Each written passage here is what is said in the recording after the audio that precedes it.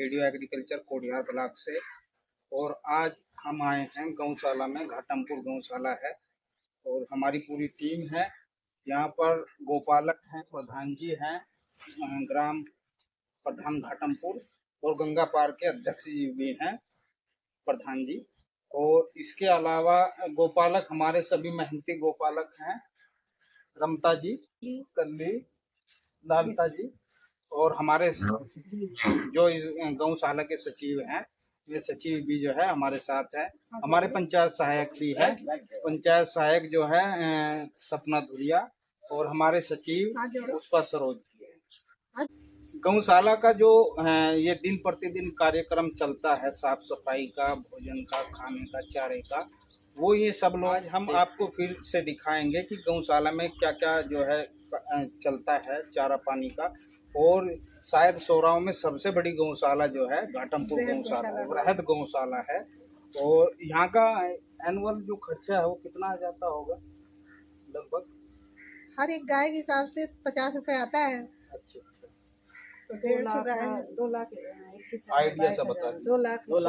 2 लाख 22,000 के लगभग खर्चा आता है। और गौशाला में जब भी देखता हूँ, यहाँ पर आता हूँ, तो अच्छे तरीके से गौशाला चलाई जाती है।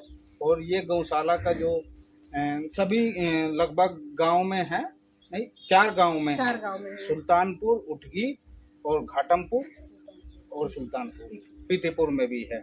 4 गौशालाएं हैं और चारों गौशाला में सबसे बड़ी गौशाला घाटमपुर की है। आइए हम आगे दिखाते हैं कैसे हम सेवा कर रहे हैं प्रधान जी के साथ। गौओं की चारा पानी अभी देंगे।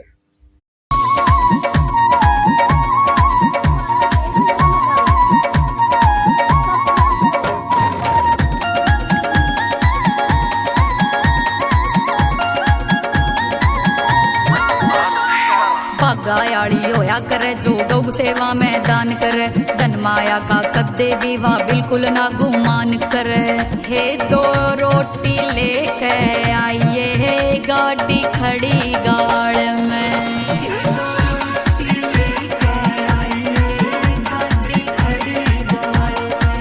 गौ की रोटी ले आइए गाड़ी खड़ी गाड़ में।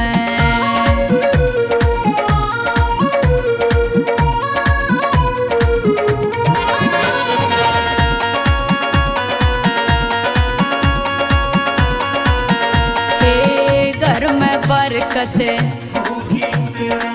सब क्या है कि घर में बरकत होगी तेरे, सब क्या है कि मौज हो तेरे। हे तू करके तावड़े आइए गाड़ी खड़ी गाड़ में,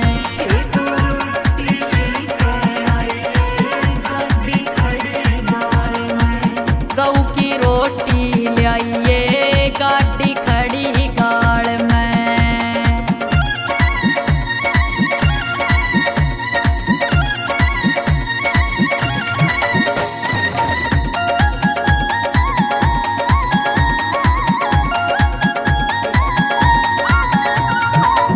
हे बरकत थाली क्या है काना, बरकत थाली लाइए आटा, क्या है काना रहेगा घाटा। हे तू सरदा करके लाइए गाड़ी खड़ी। गौशाला में क्योंकि हम किसानों से संबंधित और जो भी प्रोग्रेस काम होता है, प्रोग्रेसिव काम, उसको दिखाते रहते हैं। इसी तरीके से उसी क्रम में आज हम प्रधान जी के पास आए हैं। घाटमपुर के प्रधान जी हैं और साथ में हैं रमता, जो यहाँ पर इसकी देखरेख करते हैं गौशाला। प्रधान जी का नाम रेखा पाल है, ये गंगा पार के अध्यक्ष भी हैं। तो इनकी जो गौशाला हम देखे हैं, बहुत अच्छी गौशाला है। शायद सोराव ब्लॉक में सबसे बड़ी गौशाला होगी प्रधान जी। हमारे यहाँ बेहद गौशाला है।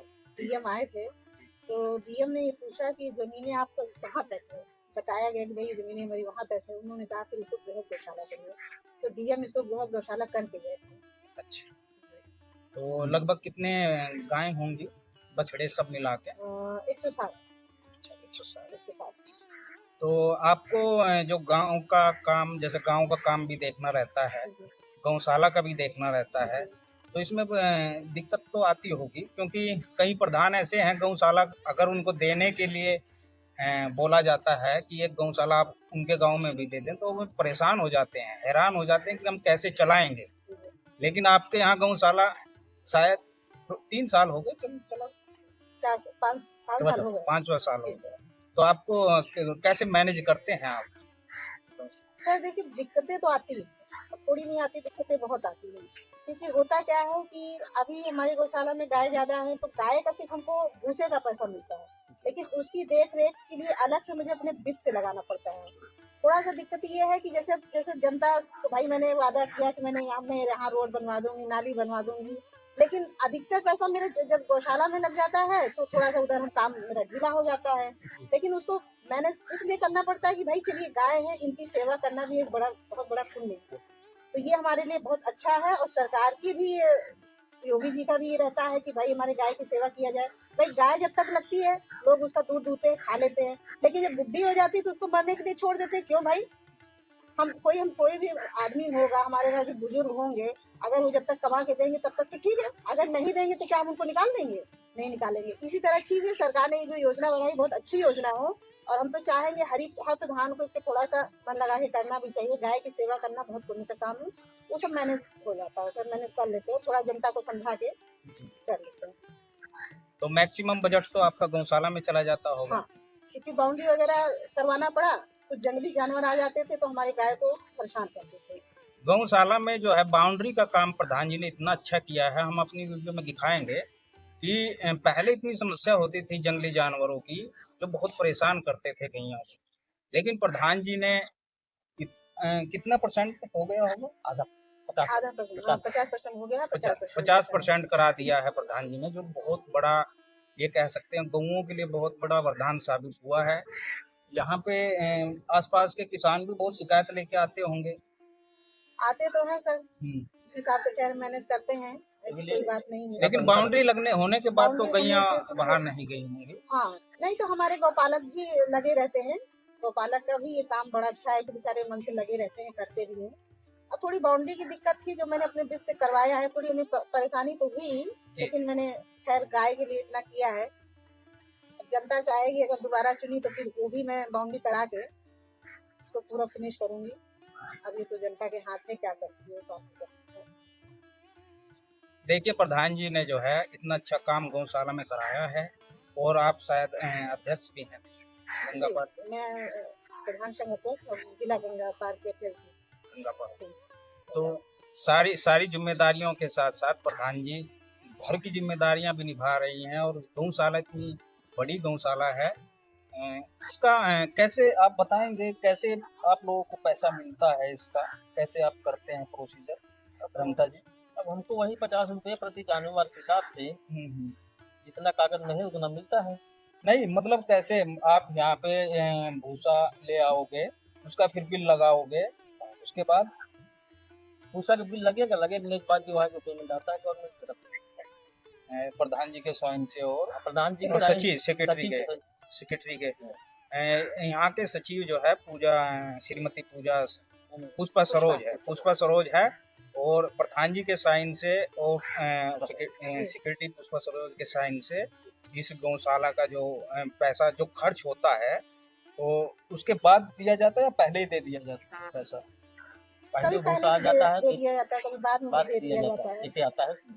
हम लोग उधार भी भूसा उठवा लेते हैं, कभी पेमेंट में लेट हो जाता है तो भाई गाय को तो हमें देना ही है भाई, तो हम कभी कभी उधार भी ले लेते हैं, उसका पैसा फिर बाद में चला जाता है। देखिए प्रधान जी जो है कैसे भी हो हर संभव प्रयास करते हैं कि गैयों के लिए भूसे की समस्या ना रहे, और मैं एडीओ हूँ यहाँ पर कोढ़ियार ब्लॉक में, मैं भी जब से आया हूँ तब से देखता हूँ भूसे की समस्या यहाँ पे नहीं रहती है।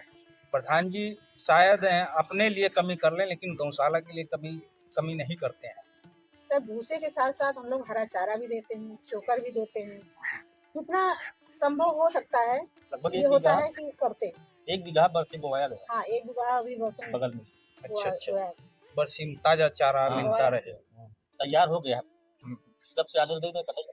और सब दिक्कतें तो आती है मुझे घर बाहर मैनेज करने में, क्योंकि बेटी है, उसकी भी पढ़ाई लिखाई देखनी है, घर भी देखना है, काम करके वहाँ से भागना है, आना है, करना है, गौशाला भी देखनी जी है। गौशाला भी देखनी है। वैसे मेरा ज्यादा ध्यान तो गौशाला में ही रहता है कि कोई शिकायत का मौका ना मिले, क्योंकि भाई क्या होता है, अपोजिट पार्टी जो होती है वो तो खाली लगी रहती है कि कैसे मतलब कौन सी कमी मिले क्योंकि इनको नीचे गिराया जाए।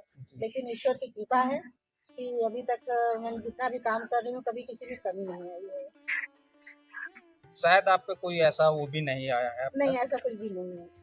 तो गौशाला में कुछ आप अपने हिसाब से सजेशन दीजिए कि क्या, क्योंकि वीडियो हमारी जाएगी तो यूट्यूब पे तो जाएगी ही और सभी जगह संभावना है मुख्यमंत्री जी के पास भी चली जाए, तो आप कुछ सजेशन, कुछ मॉडिफिकेशन होना चाहिए गौशाला के जो गौ आश्रय स्थल चल रहे हैं उसमें।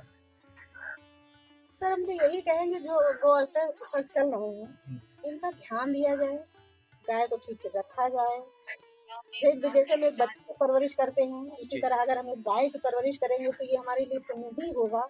मैं सभी प्रधान भाइयों से यही कहूंगी कि भाई जिनके यहाँ गौशाला है कृपा करके थोड़ा सा गायों की सेवा कर लें, ये भी एक पुण्य का काम है।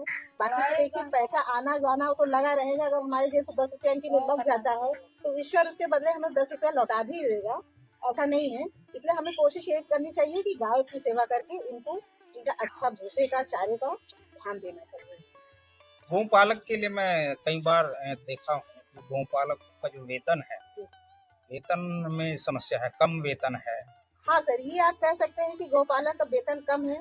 सरकार से ये मेरी अपील भी है कि भाई गौपालकों का वेतन बढ़ाया जाए, क्योंकि वेतन कम होने की वजह से गौपालक भी थोड़ा सा काम करने से कतराते हैं, लेकिन उनको भाई मैनेज करके किसी तरह रखना पड़ता है। खैर हमारे गौपालक बहुत अच्छे हैं। अच्छा, अगर गौपालक जो है परमानेंट हो जाए तो कितना अच्छा रहेगा यार।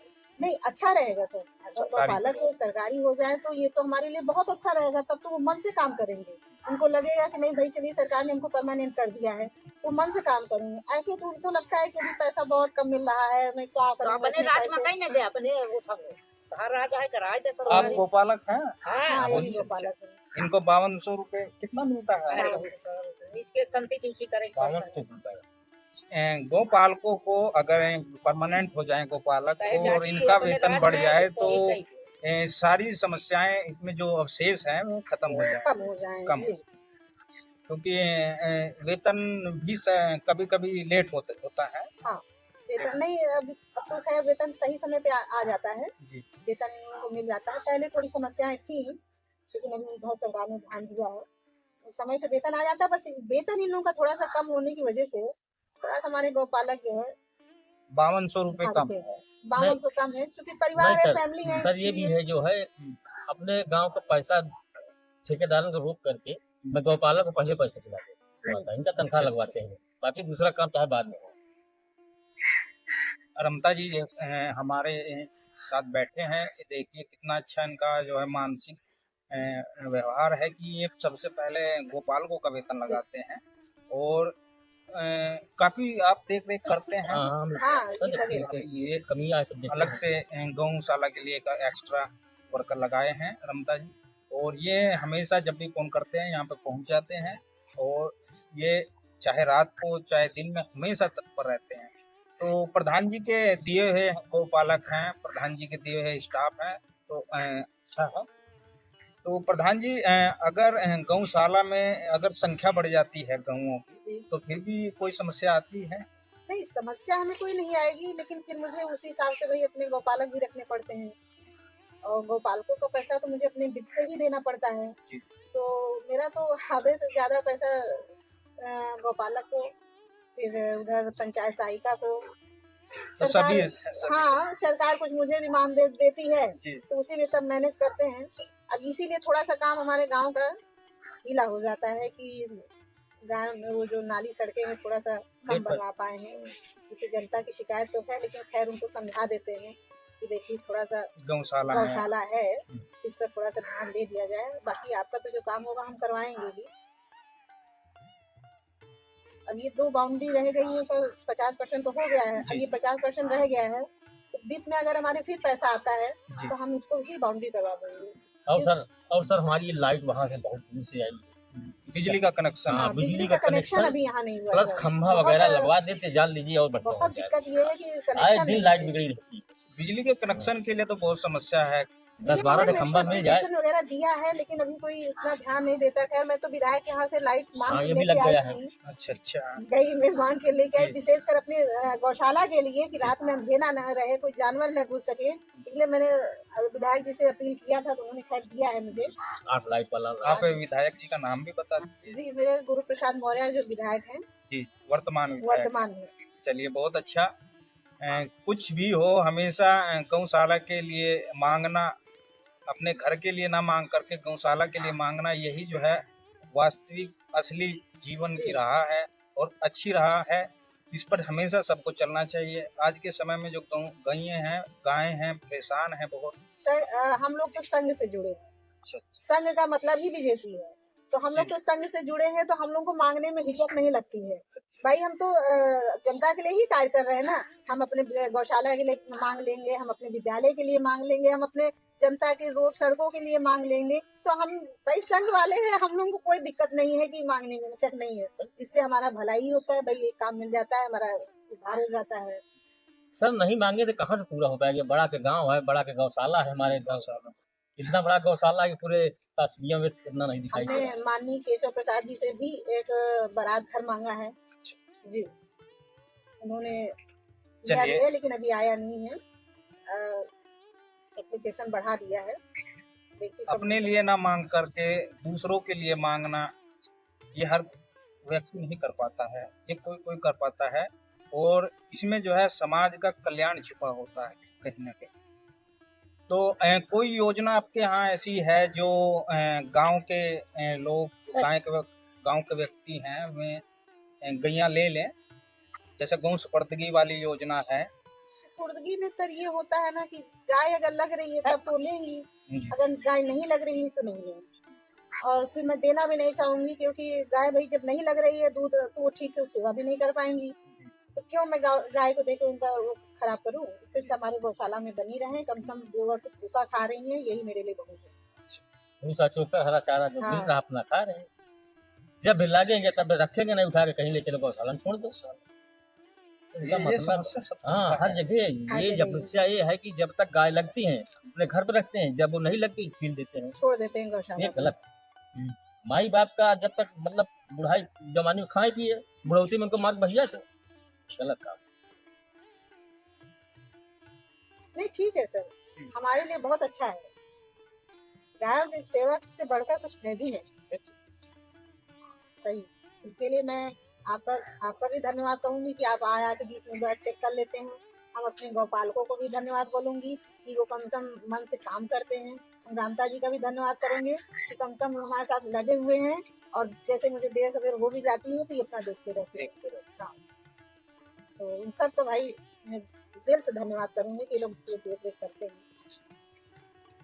जो हमारे यहाँ 1857 की क्रांति शुरू हुई, वो मंगल पांडे की वजह से शुरू हुई। जी हम सभी इतिहास पढ़ते हैं। जी। तो मंगल पांडे को जो क्या समस्या हुई थी, उसमें उनको ये पता चला था कि कारतूस वगैरह में गायों का वो लगता है, वो लगता है चर्बी लगती है। तो गायों की चर्बी जब लगती थी, और उस समय क्या होता था, मुंह से कुछ तोड़ना पड़ता था, जिसकी वजह से जब उनको पता चला तब उन्होंने ये क्रांति शुरू किया कि मैं गायों की चर्बी मुंह में नहीं लगा सकता। जी। तो वहीं से 1857 में मेरठ से ये क्रांति शुरू हुई थी। और इसका जन्मदाता क्रांति का कौन मान सकते हैं भाई? मान लीजिए गैयों के चर्बी लगी, जिस गाय की वो चर्बी होगी शायद उसकी आत्मा रोई होगी, गाय परेशान हुई होंगी, क्योंकि गाय को मारने पर उसको तकलीफ भी होती है ना। तो उसी वजह से वो मंगल पांडे के लिए प्रेरणा बनी। और मंगल पांडे जी ने 1857 की क्रांति शुरू की। उसके बाद धीरे धीरे जितने भी हमारे क्रांतिकारी लोग थे, सब अपना बलिदान देकर जो भी उन्होंने सहयोग किया। उसके बाद हम आज़ादी के 1947 में आज़ाद हुए। तो आज हम अगर आज़ादी महसूस कर रहे हैं तो इसमें उस गाय की चर्बी का भी रोल है, क्योंकि अगर वो उसको प्रेरणा स्रोत न बनती तो हम आज आज़ाद भी नहीं। तो दोनों आजादी के लिए तो हमारे बहुत से क्रांतिकारियों ने बलिदान किया। लेकिन मंजिल के लिए पहला कदम जहाँ से उठता है वो जी, बहुत महत्वपूर्ण जी। होता है प्रधान जी। जी अगर हम पहला कदम ही ना रखें, महात्मा बुद्ध ने कहा है कि मंजिल की तरफ चला हुआ पहला कदम बहुत जी। जरूरी है। अगर पहला कदम ही ना रखा जाएगा तो दूसरा। क्रांति उन्होंने शुरुआत किया। फिर हमारे पहले क्या होता था सर कि जैसे जैसे आदमी मर जाते थे और कोई विधवा हो गई तो उनको जिंदा जला दिया जाता था, सती पर सती प्रथा थी।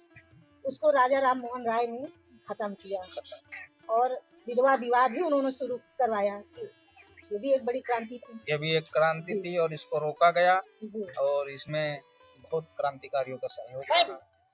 चलिए प्रधान जी, आपका बहुत बहुत धन्यवाद, आपने इतनी महत्वपूर्ण जानकारी दी।